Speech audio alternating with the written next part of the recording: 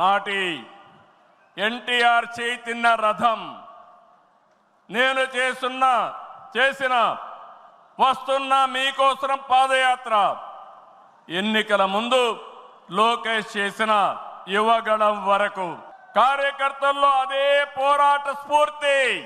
పాలన అంటే హత్య రాజకీయాలు, కక్ష సాధింపులు, వేధింపులు, తప్పుడు కేసులని మార్చేశారు గత ప్రభుత్వం. విధ్వంస పాలనతో రాష్ట్రాన్ని సర్వనాశనం చేశారు.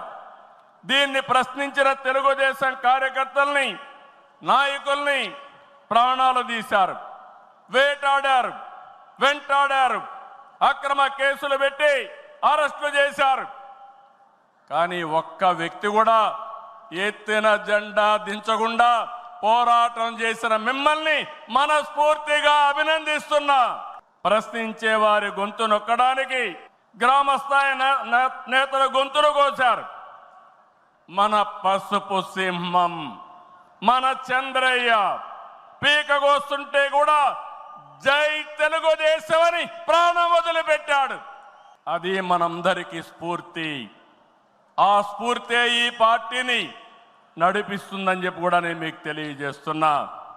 ఇది ఒక్క ఉదాహరణ మాత్రమే. ఇలాంటి చాలా మంది కార్యకర్తలు ప్రాణ త్యాగాలు చేశారు. ఆశయ సాధన కోసం రాజీ లేని పోరాటాలు చేశారు. వారి స్ఫూర్తి తెలుగుదేశంలో శాశ్వతంగా ఉంటుందని చెప్పి కూడా నేను మీకు తెలియజేస్తున్నా. ఎత్తిన జెండా దించని కార్యకర్తల పోరాటాలు, త్యాగాల వల్లనే కూటమి ప్రభుత్వం అధికారంలోకి వచ్చింది. మీ త్యాగాలకు మహానాడు వేదికగా శిరస్సు వంచి మీకు పాదాభివందనం చేస్తున్నాను.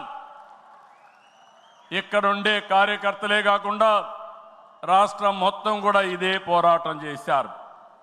మీ త్యాగాలు వృధా కానివ్వం.